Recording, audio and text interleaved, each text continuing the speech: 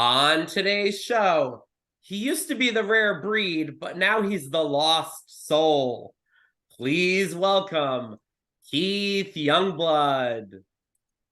My name is the Lost Soul, Keith Youngblood, and you are watching The Mike Rand Show.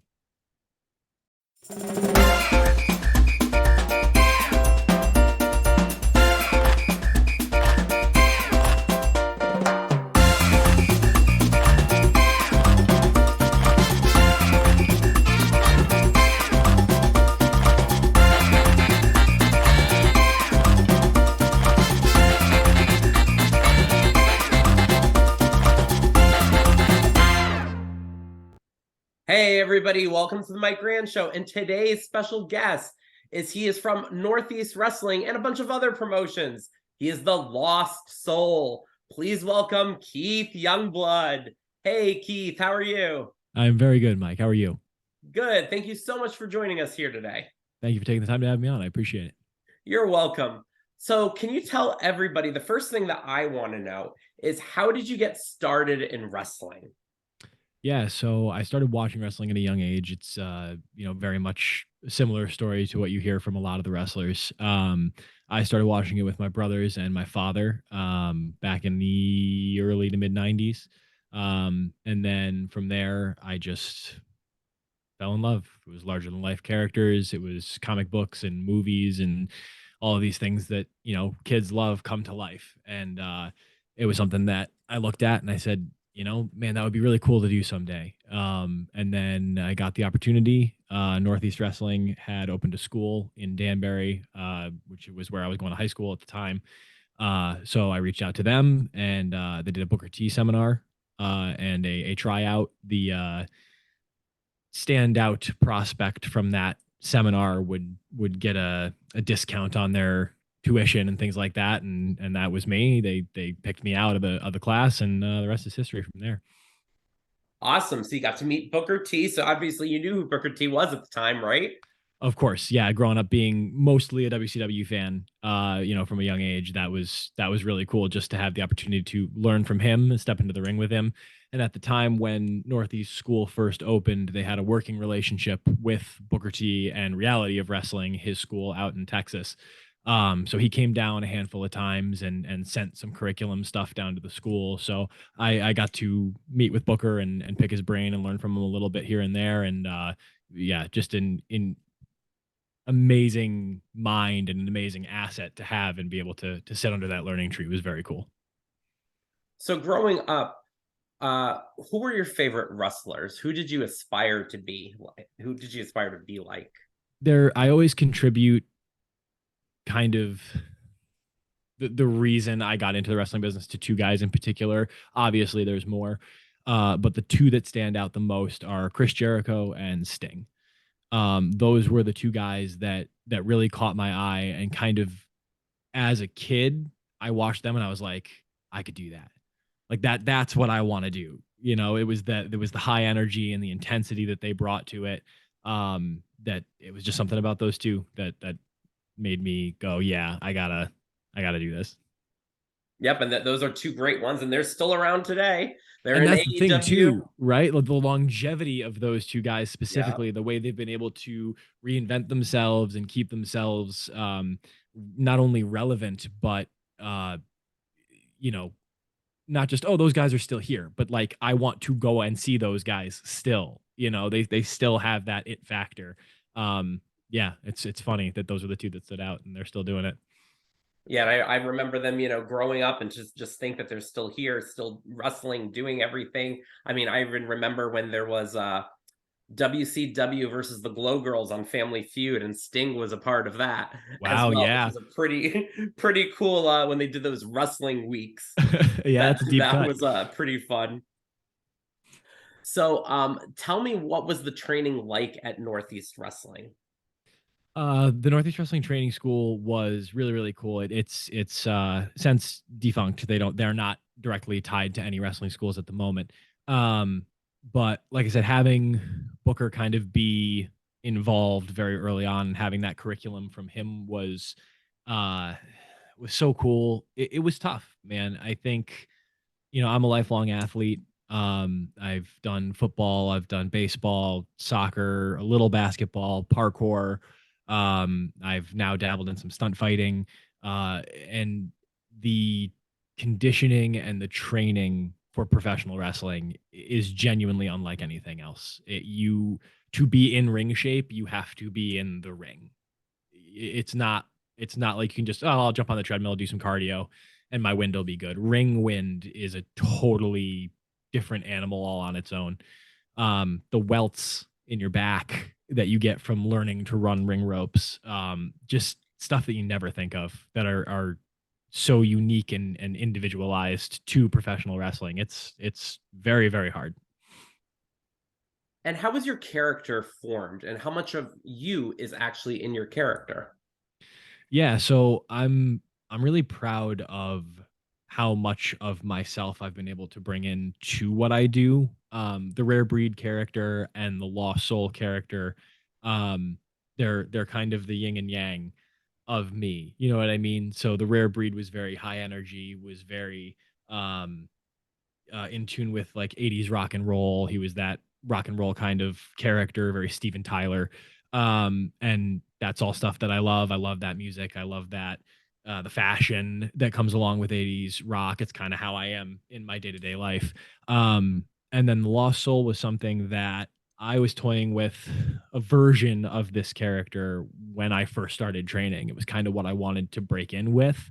And I had gotten some advice very early on was how much do you like this character that you're trying to do? And I said I put a lot into it. You know, this whole mystique and stuff with this lost soul character. I said I think we could do a lot with it. I think it's really, really cool. And he said, don't debut as that character. He said, save it until you got a little more experience. And and it was really good advice because now I'm man, almost probably like 8 or 9 years in to my wrestling career at this point, and now being able to break this character out and having all of that education and all of that knowledge and in-ring experience to bring to it, I think it does this character a lot more justice. So I'm excited about it. Now, what was your first match like? Who was your very first opponent that you ever had to wrestle? My first in-ring match took place at Lucky Pro Wrestling. I believe it was Hudson, Massachusetts. um, Chris Sullivan and Jim took a chance on me over there and gave me a shot. It was me and uh, Buddy Romano was my tag partner, who's a longtime Massachusetts indie guy. And then we wrestled Scott Levesque and a training partner of mine, Daniel Evans, who later in my career would go on to be my partner in Adrenaline Rush. And then we would feud throughout Northeast Wrestling for years. So he and our careers are kind of intertwined. But that was my first match ever. It was scary, but in the best way possible. It's this moment that you have built up and dreamed of for so long, and you imagine constantly, as a kid wanting to be a pro wrestler. You used to pretend you were doing your ring entrance when you would, walk through anything that resembled a curtain, and to finally break through a curtain and have a crowd there and be in that moment was really, really special. So it was a great moment all around, and I really enjoyed my time with Lucky Pro early on in my career. They were always good to me, and yeah, it was special. And speaking as well of feuds and opponents, who would you say over the years was your biggest feud or the best feud or rival that you had? Daniel Evans definitely has to be up there just because of the intensity of that. We were tag partners and I mean real life best friends, brothers. Like my family adopted this guy. Like we were so close. And we won the Northeast Wrestling tag titles together on multiple occasions. The first time we won it was in a ladder match. The second time we won it was a Texas Tornado street fight. So we went through wars and battles together as partners. And then he turned on me and he stole the tag titles away from me to Brian Anthony and the King's Court at the time. Um, and it was just so visceral and so real. We had street fights after that against each other, and just tag matches and 6-man tag matches and 8-man tag matches. And um, he's one of the hardest hitting guys in the business. He's got a boxing background. So that's definitely up there. That was an intense feud. And then even with Brian Anthony, we kind of feuded on and off from that adrenaline rush split for a long time. We've had matches on and off, and I think that's an underrated feud in Northeast wrestling. I think it kind of flew under the radar, and people didn't realize how often we were crossing paths with one another. Um, and if you ever get the chance, the Keith Youngblood versus Brian Anthony from Brass City Brawl a few years ago is definitely one I would recommend checking out. That's a match I'm very proud of, and I think it kind of encapsulates that feud. Yes, and that was a great match, and that was in Thank Waterbury, you. Connecticut, It was. because I was there, and that was the night that John Moxley was there.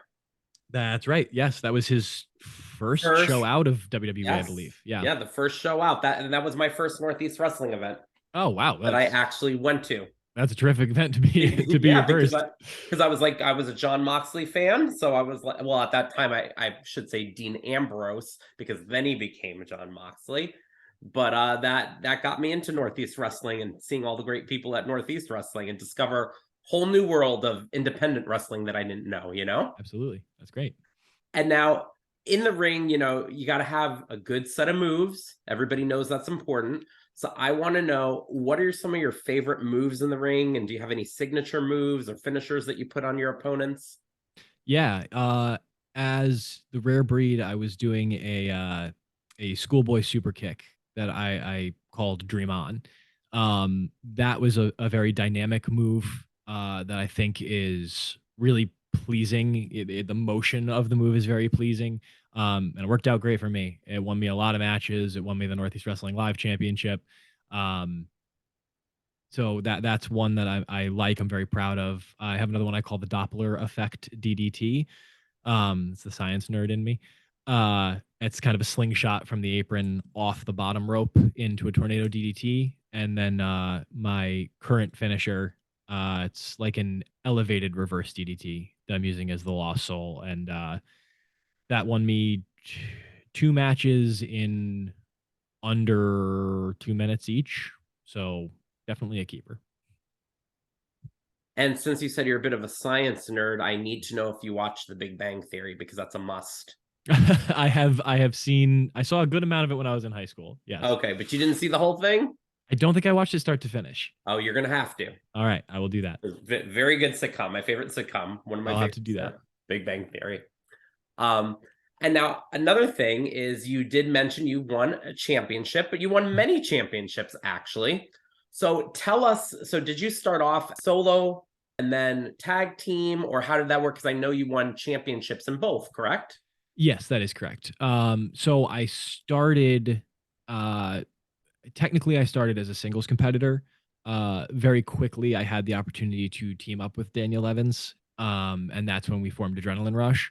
And I ran with that for more or less the first probably 3 or 4 years of my career. We won the NECW Tag Team Championships together. And then we won the Northeast Wrestling Tag Team Championships twice as Adrenaline Rush, as I mentioned previously. Then I held the Northeast Wrestling Tag Team Championships for a third time with my partner, Jerry the King Lawler, and then as the Kings of Rock. And then I won the Northeast Wrestling Live Championship from Brad Hollister. And I believe that was the last championship I held. Now, what was it like working with Jerry the King Lawler? Because that obviously had to be so much fun. And he was in WWE at the time, Yep. correct? Yes. Yeah. When you guys wrestled together. So what was that like, winning the championship with him? That run as the Kings of Rock with Jerry Lawler holds a very, very special place in my heart. That was a really, really cool time. And I can't thank Northeast Wrestling enough for the opportunity to get to work with Jerry. We won those tag team championships in the Danbury PAL in Danbury, Connecticut. which was the venue that I went to Northeast Wrestling shows as a kid to see. Um, so my parents would save up money and get us those tickets for special events, birthdays or Christmases or whatever. And it would be, a really special moment. We didn't have a ton of money to throw at stuff. So when we got to do something like that, it was really cool. So winning the tag titles with Jerry in that building down the street from where I graduated from high school. Ricky the Dragon Steamboat was in our corner that night. It was just amazing. And then getting to work with Jerry for really that whole summer. I think we held the titles for like 3 or 4 months, and we had a bunch of defenses. We defended them against Brian Anthony and David Arquette on iPay-per-view at the Mid Hudson Civic Center. Like, just you would never in my wildest dreams would I have thought I'd be tag team champions with Jerry Lawler wrestling David Arquette. Like nobody would have called that growing up, my age or whatever. So it was just it was really special. Jerry was great, just a wealth of knowledge, super giving. Can't say enough good things about him. And now, speaking of David Arquette, I mean, he was in the Scream films, obviously famous for that. Did I feel like there should be like a Scream horror wrestling match or something with him involved? That Like, would did be that pretty ever cool. take place? Because I think that should happen. I definitely think it should too. And they just came out with a new one, right? Did it just come out or it's coming out? Yes, it just came out. It was really good. So I mean, that would have been an amazing promotion opportunity. I think Yeah. that I feel like they might have missed out on. But Arquette's awesome, man. He got a really bad rap for the whole deal at WCW, but I really hope more people kind of turned around on him when he did that independent run more recently. This was a guy who was sitting in the locker room 15 minutes before the show started with a mat and an X-Acto knife, cutting out like a mask for his entrance gear. You know what I mean? Like he loves professional wrestling, and for him to have gotten such, oh well, you're an actor and they put the title on you or whatever, whatever it was back in the day was what it was. But he loves wrestling, and seeing him work with Northeast firsthand, being in locker rooms with him, being in the ring with him, I cannot say enough good things. More independent wrestlers should care as much as David Arquette cares. Now, what was your favorite match that you've wrestled in so far? Do you have a favorite or a couple favorites? Definitely a couple. That ladder match in Waterbury uh, was Holiday Havoc. I don't remember the year. That was the first time Dan and I won the Northeast Wrestling tag titles. It was a triple threat ladder match versus the Now and the Kingdom. That was a really, really special match. That was something we worked so hard for, and to do it, in a ladder match against those teams, was really, really cool. Um, my live title match with Brad Hollister from Waterbury, Northeast Wrestling Redemption. It was the first show back with an audience after the pandemic. We were the main event. We absolutely tore the house down. Brad is one of my favorite opponents of my career. He's an animal and he's fun to work with. And then probably my Northeast Wrestling Heavyweight Championship against Dan Moff from the Danbury Pal at Northeast Wrestling's Better Than You in October of 2021. That one match of the year. Um, that was a culmination of a storyline that spanned the entire pandemic. It started before and it ended after, and it was just such a weird time. And Moth again, just a beast. I mean, an animal of an opponent and a performer. And that was the biggest fight of my career, and I look back on it fondly. And now during the pandemic, obviously things got a little crazy. You know, did you wonder in the beginning when no one really knew what was going on, like what's going on with wrestling? When are we going to get back out there and wrestle for the fans and things like that? Was there like a big question mark during that time period as to what was going on? Yeah, I mean, so much was uncertain. Definitely early on, we kind of didn't know what it was, right? Everybody was wiping down their groceries and they weren't sure, can you get it from touching something? Can you get it, from whatever? So it was such a weird time of something so big being so unknown. Obviously wanting to get back in the ring and figuring out what was going on with wrestling. Again, my career was hitting like a high point. Then my heavyweight championship match against Dan Moff was supposed to take place in March of 2020. So it was like everything I had worked for was like, here it comes, here it comes, here it comes. And then the entire world shut down. And it was just like, oh, you know. Um, so it was a hard time. It was a very uncertain time. And I'm very glad we have gotten to a point where we're at least a lot closer to normal than we've been in the last few years. Yep. And now, foreign objects are not so foreign when it comes to wrestling because you guys use ladders, tables, chairs, anything you guys can get your hands on. Now, I want to ask you, with all these crazy objects that you use, have you ever been seriously injured or got injured during a match? So I'm going to knock on some wood here. I've been very fortunate in my career to have avoided a lot of situations like that. Not that I've put myself in a lot of dangerous situations, but I've been lucky enough to get up and walk away from them. Yeah, I had a 6-man ladder match at the Mid Hudson Civic Center. JT Dunn gave me a Death Valley driver off the apron through a table to the floor. Um, that one I was okay, but it was probably the biggest bump of my career. I would venture. Um, in the street fight against Daniel Evans, in Bethany, Connecticut, at the NEW Arena, I did a front flip suicide dive out to the floor, and I kind of lost myself when I got upside down, which has never really happened to me before. I got up there and I just wasn't sure where in the air I was. And I held onto that top rope just a little too long. And when I came down, the back of my head hit the metal foot of the ring frame. And that split me open. And that was probably the scariest one because I was rocked. My bell was rung. I wasn't sure if I had a concussion. And I reached back and the whole hand was just red.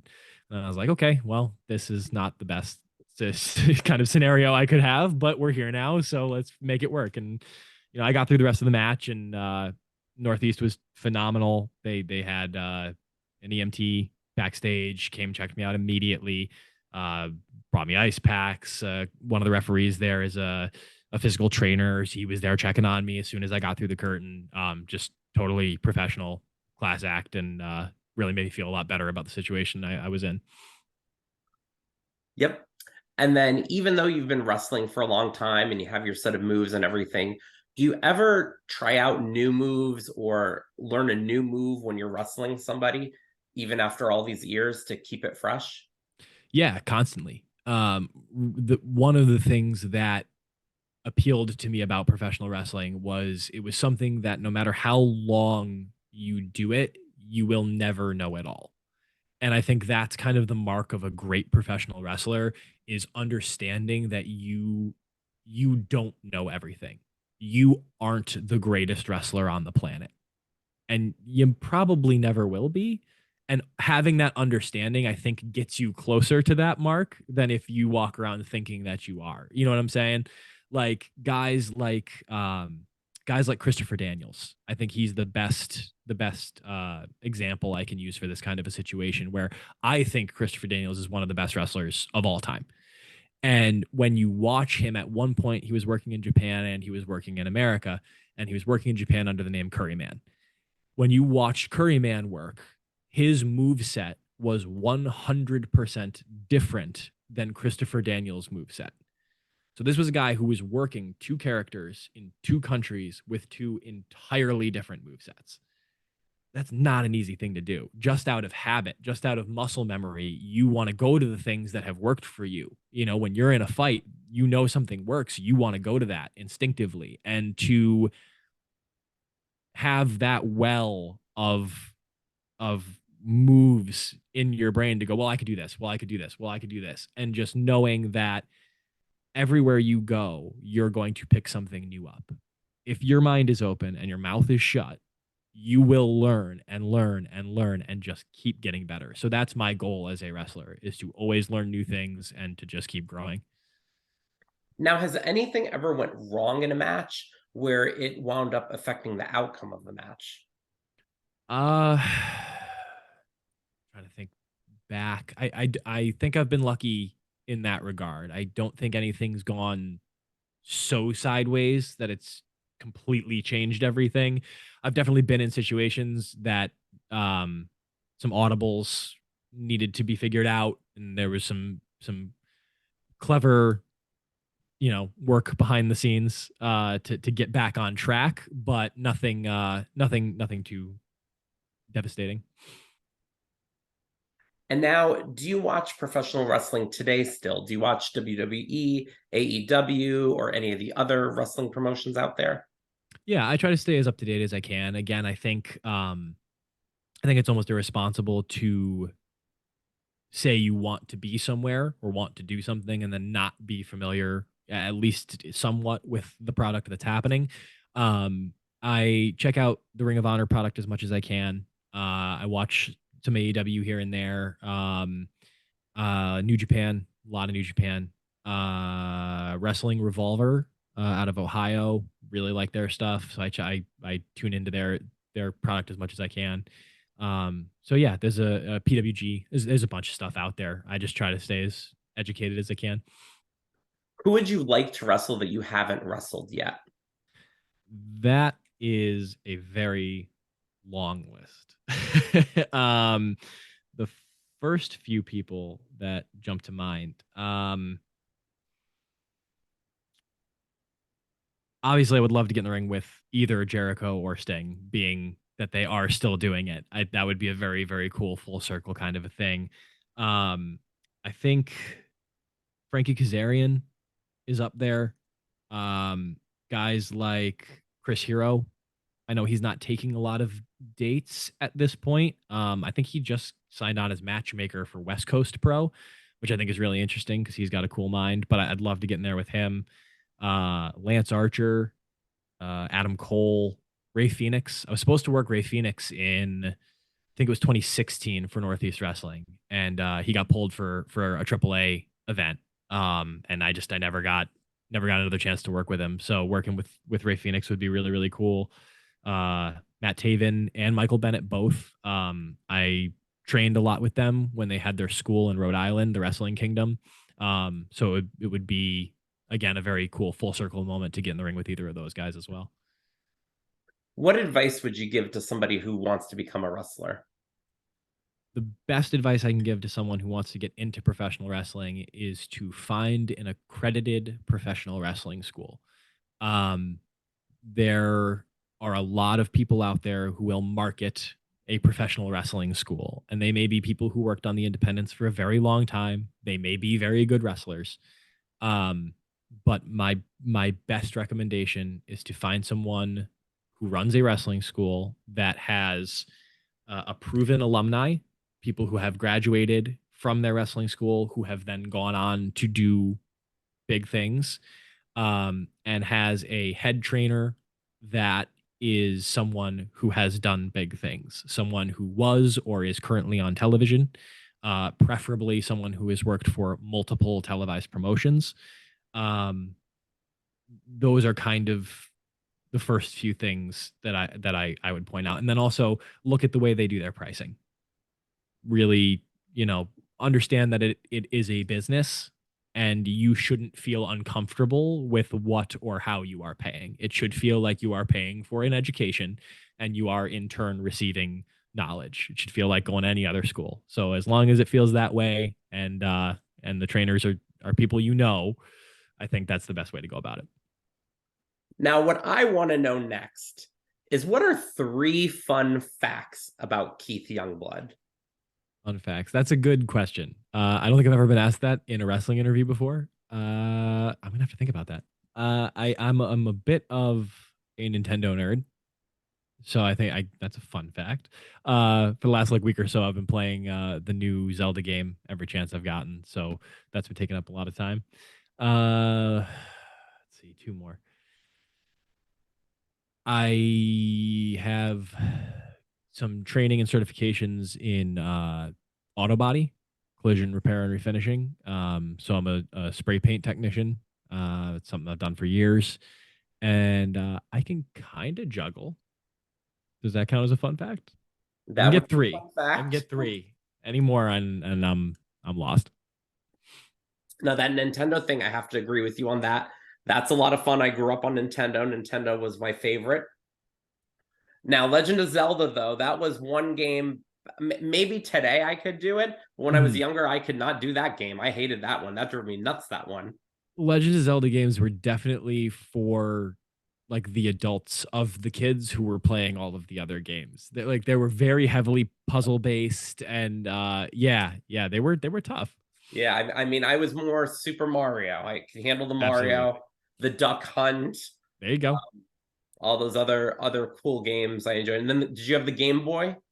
I did have a Game Boy. Yes, Yes, the Game Boy. Tetris. Tetris was phenomenal. Even some of the Mario games they put out on the Game Boys were pretty good. Yep. Did you remember Alleyway? Alleyway. I'm not familiar with Alleyway. I liked that one. That was sort of like, how do I describe it? Almost like you're playing ping pong with yourself. It Okay. was it was like a line that kept going like this, and there was a ball, and you had to hit it, and it went up, and just make sure the ball didn't go down. Yeah. Okay. I played something similar. Brick Breaker was Maybe was one that I played that another was one. similar. It Yeah, was kind of like Tetris had blocks above you, yeah, and you would be the paddle, and you had to break all of the blocks before you lost the ball. So yeah, yeah. similar. A lot of fun Nintendo games back in the day. Now, another fun thing too is when you see the audience every time too. Mhm. You've got some Northeast Wrestling regulars in there, some of them holding up signs. Sometimes they get ripped, especially if Joe's holding them up. So, what's it like getting the feedback from the crowd? How important is that to you?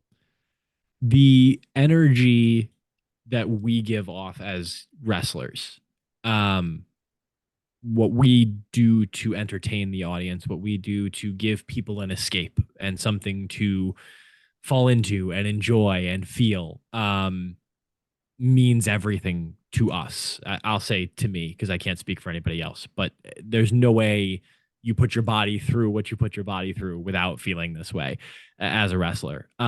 So when an audience receives that energy and gives it back, and a lot of the time even better, even bigger. That is what keeps professional wrestlers wrestling. You'll see it kind of portrayed in films, in sports films and stuff like that, when the main character has nothing left, but then they hear the audience, and all of a sudden they're back. They get that second wind. That is not a work of fiction. That is very, very real. The energy and the love that an audience gives to a performer is what drives you. It's the reason I do this personally. Those interactions with audiences, the interactions with um, you know, people that I see myself in from when I was watching at a young age. And then now I'm the one doing it, and I'm seeing these people. I can see myself in those people watching the performance, watching the show, watching the fight. It's everything. And people who put in the time and the effort to bring signs like that. For a while, the NEW arena in Bethany had crazy signs. There was a group of people who used to bring a bunch of stuff back when I was working security and starting to get into Northeast Wrestling. And then the signs kind of stopped. They slowed down. There weren't as many at the shows.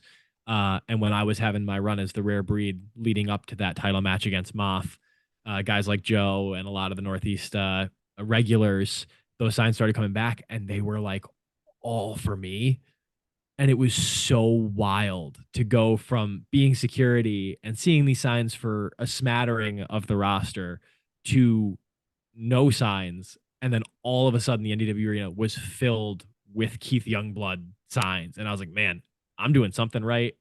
And these guys are just like absolutely killing it. And everybody else started jumping on board. That was really, really cool. That's a special atmosphere. So you were like kind of like Steve Wilkos in a way. You worked Yeah. your way up from the Jerry Springer show There you go. I would not have made that specific connection, but yes, I to being your own 100%. talk show host there. There you go. And now it's time to play the lightning round, where I'm going to name you two things and you tell me which one you prefer. Bowling or golf? Bowling. Terrible golfer. Would you rather perform karaoke or enter a dance contest? Ooh, karaoke. Better button on the remote, rewind or fast forward? Fast forward. Explore the bottom of the ocean or explore a cave? Ocean. Who's the better plumber, Mario or Luigi? Oh, that's not fair. Mario's the main character. I guess I gotta say Mario. Are you always late or always early? Early. Sonic or IHOP? Ooh, Sonic. 80s or 90s? 80s. Words with friends or Yahtzee with buddies? Words with friends. Vacation a week alone or with a few annoying people? Alone. Would you rather have a photographic memory or an IQ of 200? Photographic memory. That's way cooler. And finally, who is the better wrestler? Roman Reigns, John Cena, or The Rock? Dude. Wrestler? I'm gonna go with Wrestler. Roman. Okay, Roman? I'm gonna go with Roman. Okay. Thank you so much for being here today. Thank you so much for having me. This was a lot of fun. I really appreciate it. You're welcome. Can you tell everybody how they can find you on social media? Yeah, stay up to date with anything I'm doing, upcoming shows, events, projects, whatever I got going on. You can find me at ls_Youngblood on Instagram and Twitter. And you can find me at Lost Soul Keith Youngblood on Facebook. Okay, thank you again for joining us here today. Thank you guys for watching, and we'll talk to you all soon. Bye, everybody. Thanks a lot, guys.